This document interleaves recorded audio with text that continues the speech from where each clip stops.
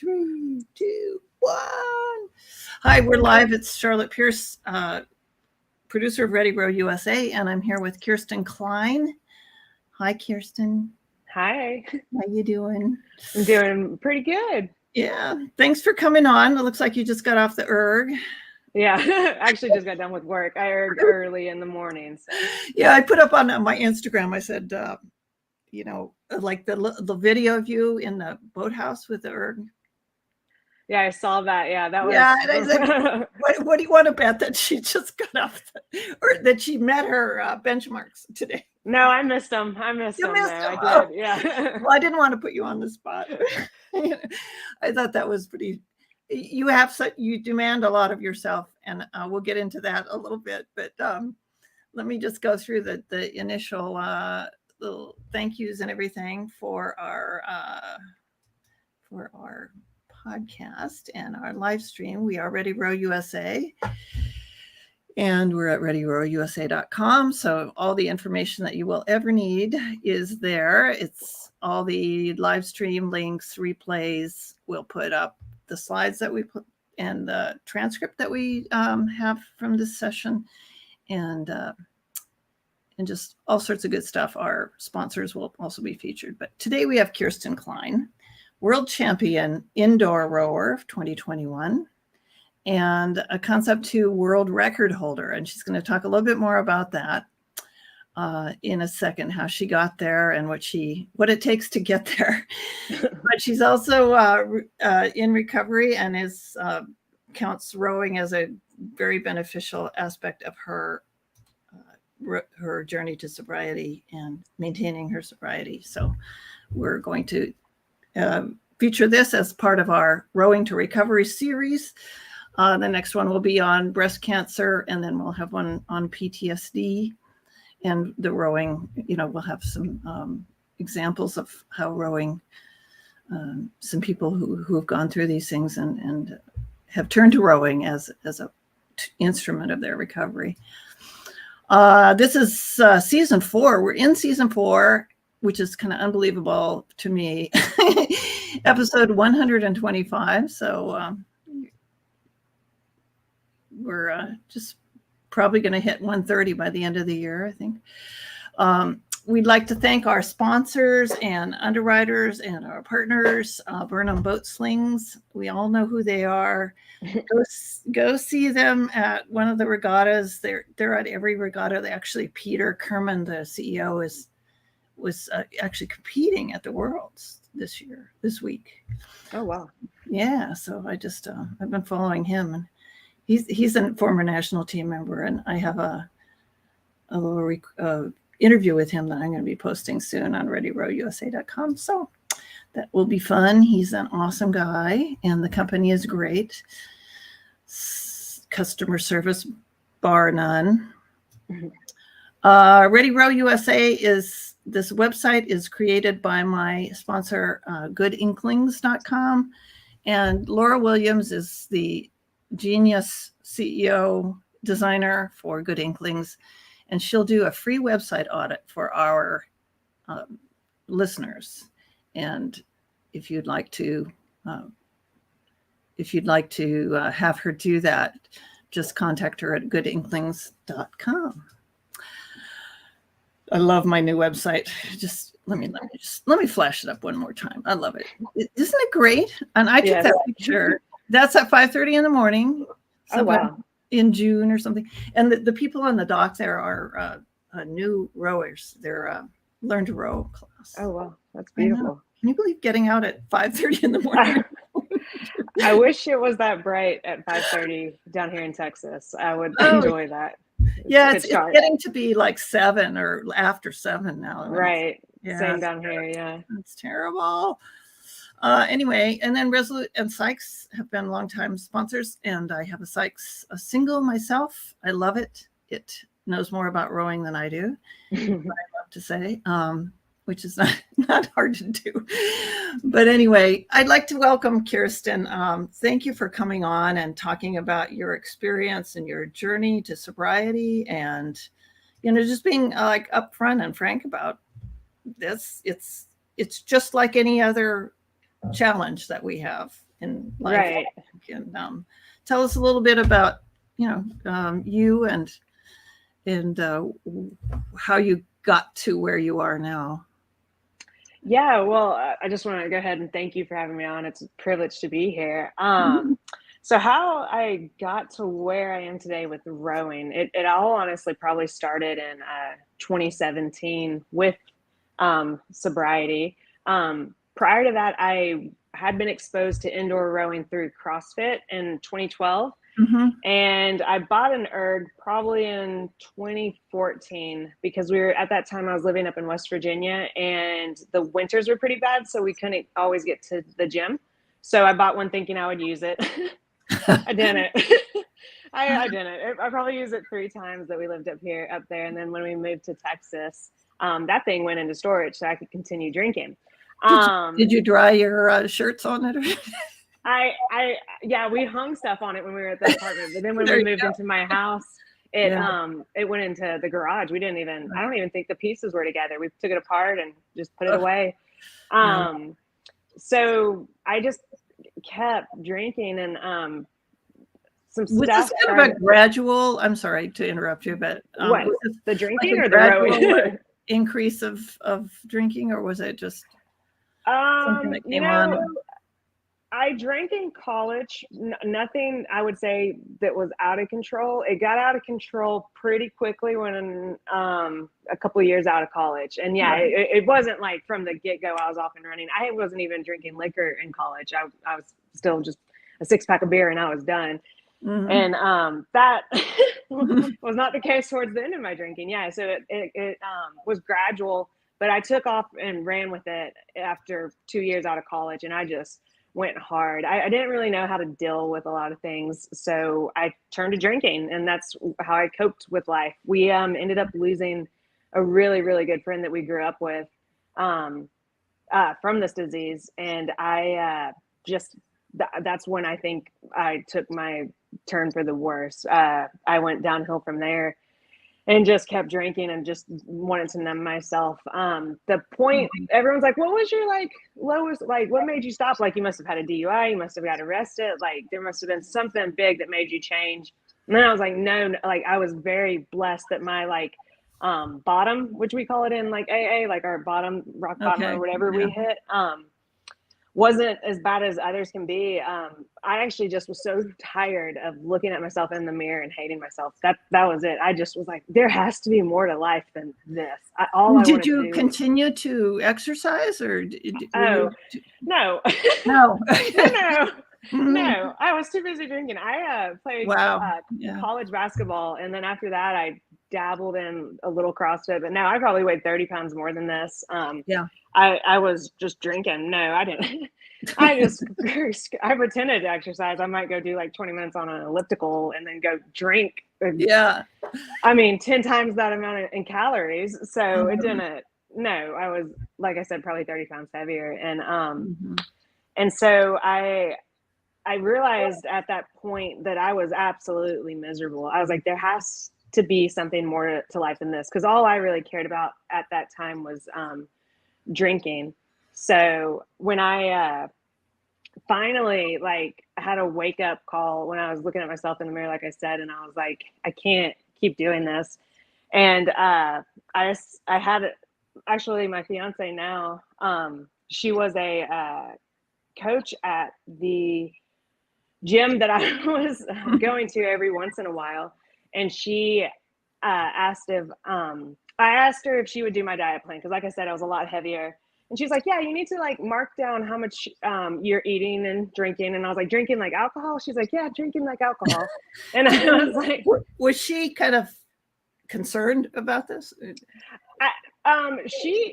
She always told me, because she knew me in both ways. So she knew me when I was actively an alcoholic, and then now sober. So she knew me in both lives. And she said that she always thought I was very funny, but something was very dark and sad about me. And she just said she didn't know me very well. I just went up to her because I knew she was a nutrition coach and I needed some help. And she asked me, like I said, to start putting down like what I was eating and drinking. So I was like, I can do that. And I was lying about how much I was drinking. And she said, you need to like mark it. I was actually coming in to work out with her because I had the summer off from teaching. And I was working out with her and I was hungover and she knew it. Like I couldn't do anything. I shouldn't have probably been driving if I'm honest. I was still hungover from the night before. And she said, just mark what you're drinking. And that was the first time that I realized, oh my God, I'm drinking so much alcohol. Like I took a black marker, a Sharpie, and grabbed a liter of vodka. And I was like, okay, this is the line that my Fridays, because I only like drank Thursday, Friday, Saturday, Sunday, because that's just the weekend. That makes it okay. Yeah. 4 days out of the week, like that's more than half. So I was doing that and I marked it. I would mark it at the beginning of the weekend and it was gone within 24, 48 hours. Like I drank a whole liter of vodka, and that's not including the beers, like the cases of beer, the bottles of wine. Like I wasn't doing that, but I was like, oh my God, I'm going to die in my sleep. Like we've had a few friends that we've lost that way as well. So I knew something was really wrong, but I wasn't willing to make a change because I just was happy sitting in this mess, I guess.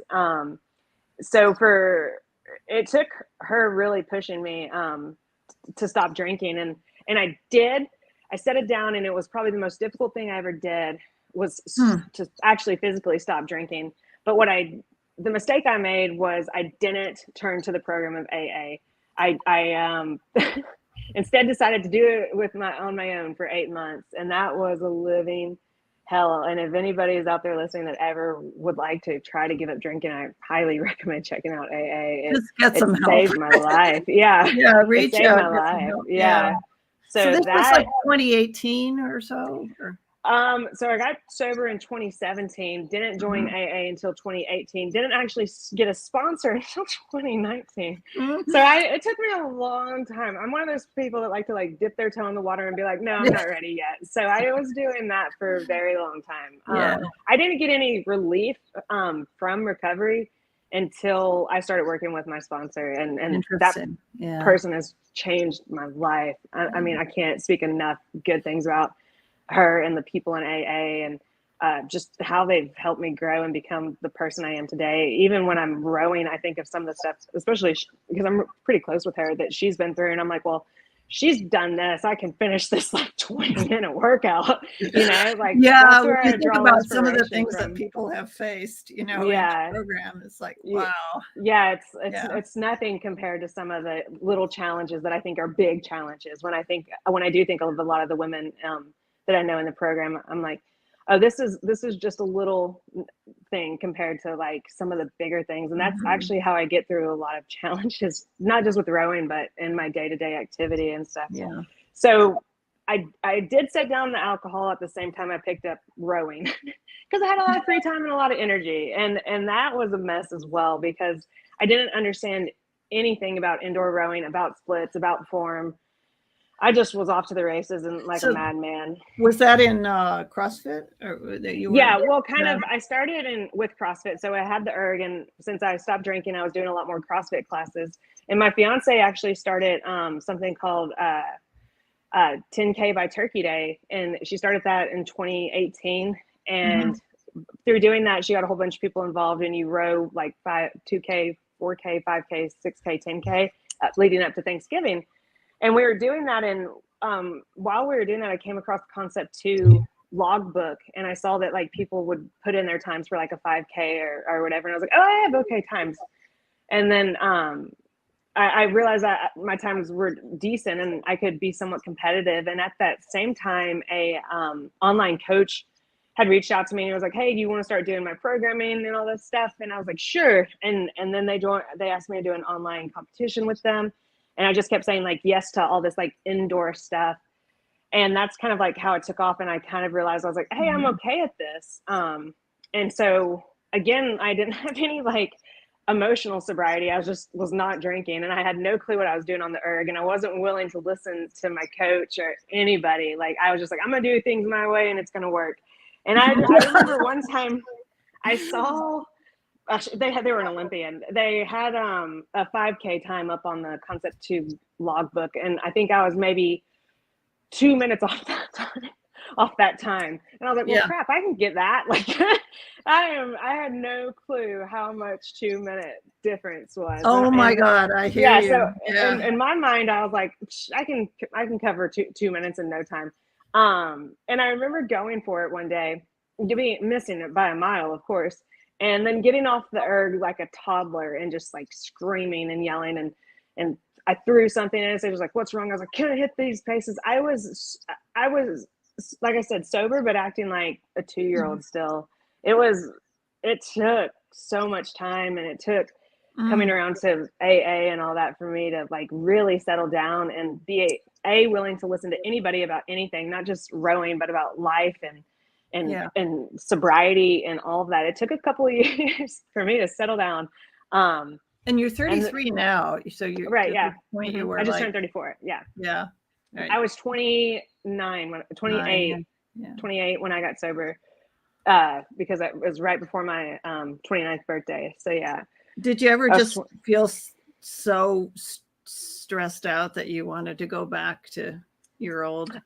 Yes. All the time, especially before I got in AA. I was like, this isn't worth it. I mean, I think that's just a part of it. I'm an alcoholic, and alcoholic will always want alcohol. So even today, there's still moments where I'm like, yeah, drink sounds good, but the difference is the difference is I know what that leads to, and I also have like the coping mechanisms to be like, okay, well, no, I mean, that you've been down that road before. You were down that road for 28 years and it didn't really lead you anywhere. So I choose not to do that, because I know the outcome. If I play it all the way through, it's not going to be a good one. Like, I made the decision to not drink, and I'm hoping that I am able to stick with that decision for the rest of my life, because it has paid off. The dividends are just endless. Like, it has paid off over and over. When you can remember the rewards, right? When you and sometimes it's hard. Life gets, like I said, lifey, and then I can start feeling sorry for myself and be like, this isn't even worth it, and all that stuff, and it can get tough. But again, I have the program to lean on. I have the people in the program, and I've learned so much about just how to kind of like deal with life and all of that. And it plays back and forth with rowing, because the same things that I've learned in sobriety and in AA, rowing has taught me in a lot of ways. Like I said, like how I got off that machine and was like, why can't I get this number for my 5K? Like, why can't I do it in however many minutes? And I didn't realize at that time, I was like, hey, this is something you want, you have to work for it. Yeah. And then I had to work for it. Yeah. I mean, I've been rowing for 10 years, and I just like, it's been such a life lesson, like it's just incremental, and you just have to put in the strokes, like one stroke at a time, is to quote a metaphor from AA, like one day at a time. Right. Yeah. It's true. I got, I was very blessed in that Irving, although my form was not good, I had pretty decent times to begin with. And my fiance was talking to me about that. She was like, you never really had to work super hard for your erg times. She was like, you just kind of were pretty blessed. And she was like, so right now you're being extremely challenged by on the water. Cause I do, I come home and I'm pretty upset most days about on the water. And she's like, this is the first thing. Do you do it like record every day? Yeah. Yeah. That's going to stop in the next couple of weeks though, because it'll be too dark. Like, as soon I have seen an improvement, I have to say. Thank you. My coach told me that today. It's just like, I've been working on that level, the level hands. I had a real bad issue with that. It's just being mindful of. Right. Yeah. It's funny you said that, because I got a compliment from my coach today. So I was like, yeah, I can tell I'm not splashing as much. Some days I do, some days I don't, but right. So it's the first thing that I've wanted as much as I wanted, like sobriety. I have these goals, like for on the water rowing. Like, I really want to be competitive on the water. And so she sat down with me, because I just kept coming home like upset. I'm like, this isn't working. I'm not figuring out. And she was like, this is the first thing you've had to work really hard for in this sport. So you're just gonna have to work hard for it. And then I was like, oh, okay, she's right. So I gave myself some grace, and I was just like, this is gonna take what it takes. And I'm giving myself till I'm 40. Like, I'm giving myself the next 2 Olympics. So and then I'll stop to make the national team in the Olympics. Yeah. So that's your goal, to make the national team.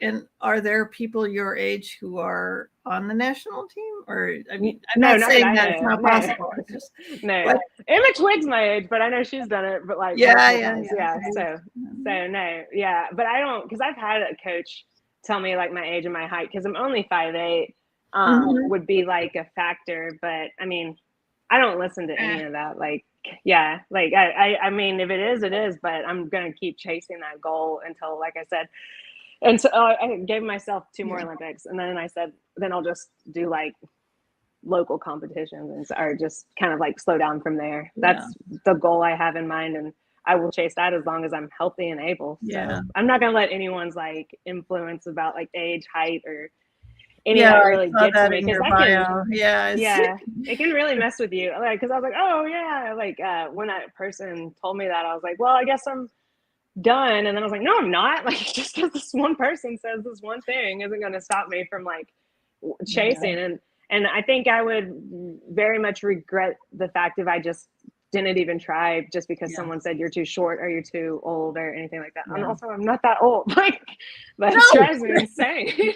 I'm like, I'm young still. Yeah, well, I'm 66, so and I still, it's like one stroke at a time for me too. You know, it's just I do some competition, but not a lot. And it's just, I just love it. You know, I just love being out there. It's just, and I do personal bests. You know, I do the head of the Charles course twice. It's like 3 or 4 times a week, and I try and beat my time every time. Right. And see, that's what I got stuck up on, was trying to beat other people's times. And that was not beneficial to me at all. Like, at all. Like, I was like, well, this person did this, so I have to do that. And then I would get upset.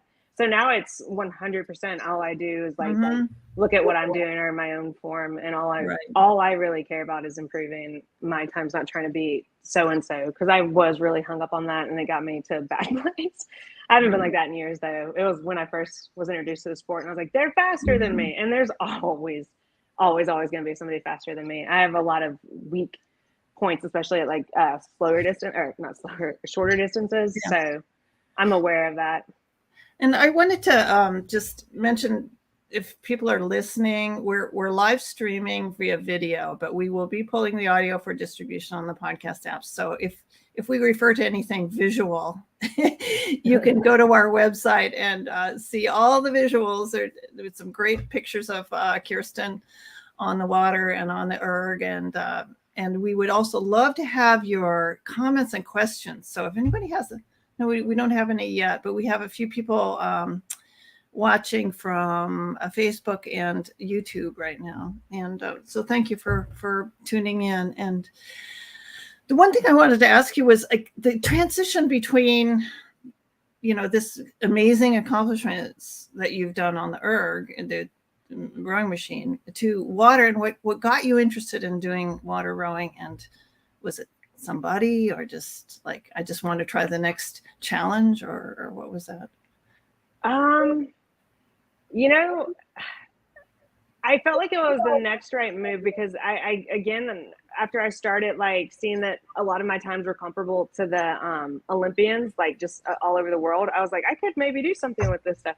But I was very naive at like how different the two sports are. So I went in very confident, got humbled very quickly on the water.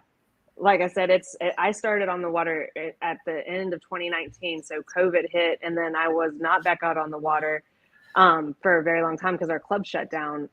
When they opened back up. Is that Austin or? No, I'm in Houston. So when they opened back up, they only allowed singles. So I literally went from never rowing to being in a single. We had one training boat, and it was broken at the time. I think I took the pontoons out once, and then the person that was rowing with me, she's like, all right, let's get you in a single. And I was like, what? And I was like, how does anyone do this? Yeah. So were you excited about it? Did you look at it as a challenge, or kind of a fun challenge, or was it just like something you wanted to conquer? I thought I was excited. I thought it was I thought it was going to be way easier than it was. So I was very like excited to get in it. And then I was like, how do I move this single? Because like I said, I did the training boat once, pontoons once. And then she was like, okay, let's put you in a single. And I just went from there. At one point I was in a single that I was too light for, and I would just flip it, and I didn't know why. Like I was just like the flipping days. Yeah, they gave me a key, and then I would take out this one boat. They gave me a key to the boathouse, and I would take out this one boat that's a club boat, and I would just flip it. Like I was having such a hard time with it, and I couldn't figure out why. Yeah. And it's been a learning experience with everything. I know so much together, Kirsten. Your handles together. Yeah, it's funny. I've learned so much about rigging and about just everything. I think for the first year I didn't know the difference between the bow and the stern, and I didn't care to learn it. And now I'm like, I could rig my own boat any which way. And like, I know everything about pitch and all this stuff. There's 3 books downstairs that my coach gave me that I've read multiple times. So I've just educated myself. It is something I'm very much obsessed with. Like I did, like we call it like transfer addiction. Like I wouldn't go that far, but I love this. Yeah, I was wondering about it. You know, like is it something that you've thought about, you know? I mean, I realized, you know, it's funny, when I was actively drinking, I remember someone asked me one time, they're like, what's your hobby?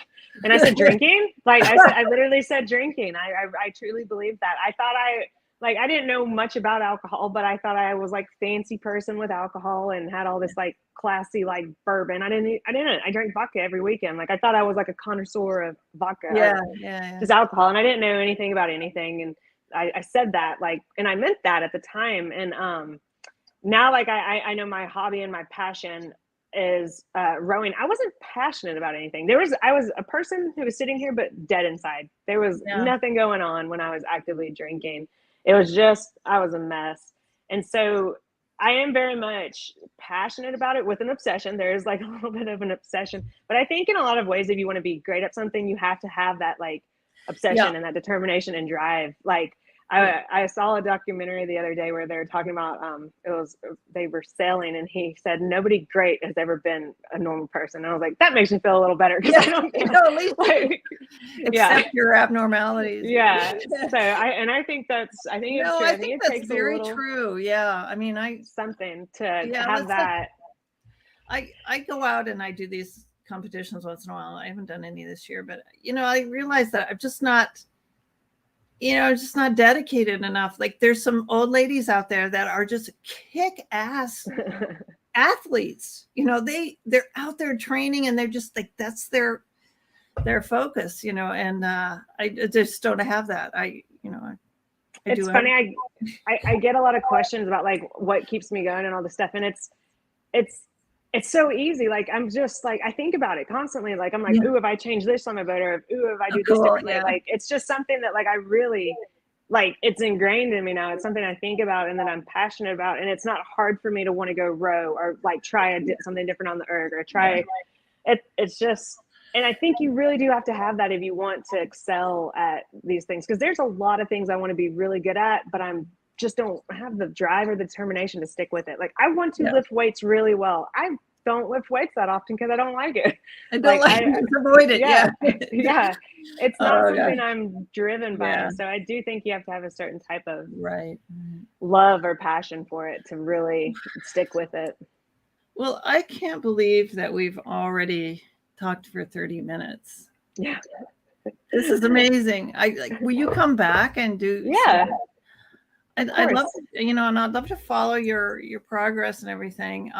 Do you have a website, or do you just the social just social media? Yeah. So if you follow ReadyRowUSA.com, all our social media is on there, and we will be posting some wrap-ups to this episode and so forth. But I've learned so much talking with you and following you.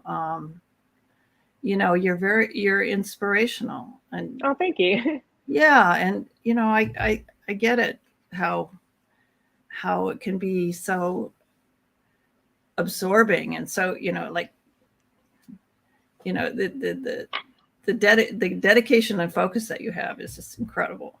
So, thank you. Yeah, you're welcome. I'd like to just point out a couple more things as we leave, as we wrap up. again, readyrowusa.com. Just go there and we'll have updated show notes, and anything that Kirsten does in the future, we can update it there, and we'd love to have some comments and questions. If you connect with us on social media, use the ReadyRowUSA just hashtag ReadyRowUSA, and we'll find you. We may have a question here. Oh, what?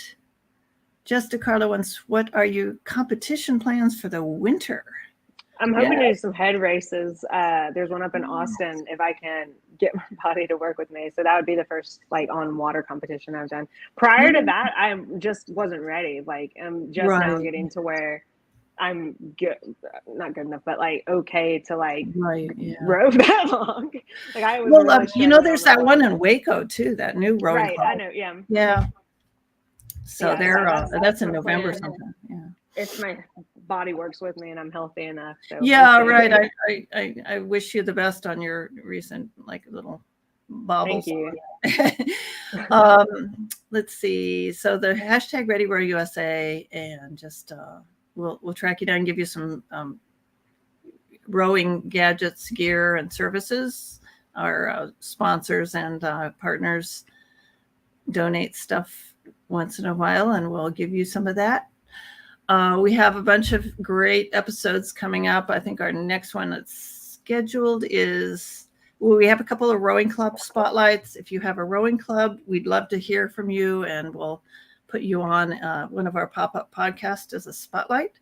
Just hear about your rowing club. We'd love to do that. And even like Kirsten, if your Houston club wants to be on, I'd love to, feature them. Yeah. So we also have, we're going to do a preview of the U.S. Rowing Convention. So it's back in person, I believe, in Philadelphia again this year. And so that's our next scheduled one besides the club spotlights. We have on our website, we have a form that you can fill out, and it will notify me to when you fill out your club information, and so then I'll contact you about getting on the show as an announcement or as a pop-up podcast. Gadgets and gear. We always love our gadgets, or I do. I don't know, Kirsten, do you like? I'm such a gadget freak. I'll try anything. Yeah. And this little thing here, you've probably seen that with those, the Concept2, the phone holder. Yeah, I've seen it. That's $5. It's $5. It's so cool. So anything between 5 and 5,000 we'll cover.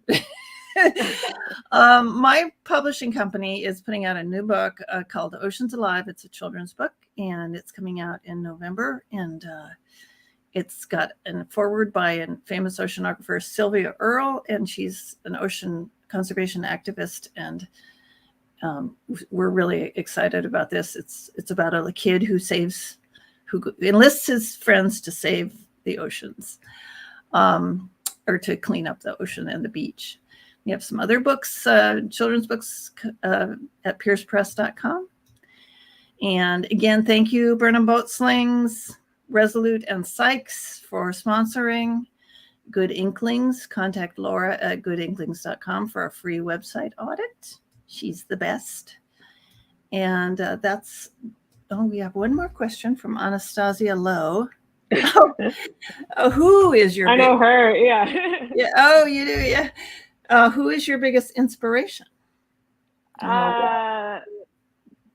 The person who has inspired me the most, it actually isn't a rower. It's like I mentioned earlier, it's been my sponsor in AA. There's been a lot of people that have inspired me, that have been negatively inspired by, led me down the wrong road, and I've followed them willingly. And she just, if I think of a moment or something that happened that changed my life, it would be meeting this person and working with this person and becoming this person's friend. She just guided me down the right path and continues to. Even I had mentioned earlier or online how while Annie was out of town, while my fiance was out of town, she was there for me while I was at the ER, and I was this has just been an amazing person in my life. So that's really when my life kind of took a right turn towards in the right direction was when I started working with her. A correct, better term. Right. Yeah. So, well, thank you so much. I just, this has been one of my favorite talks. I just think it's so important, you know. Right. And like I said before we started, I think, you know, this Rowing to Recovery, we're going to be covering breast cancer, PTSD, addiction, physical, you know, challenges, and the role of rowing in improving people's lives in face of those things. So your inspiration is really amazing, and well, thank you. We'll continue to follow you, and thanks again. Thank you. Hey, take care.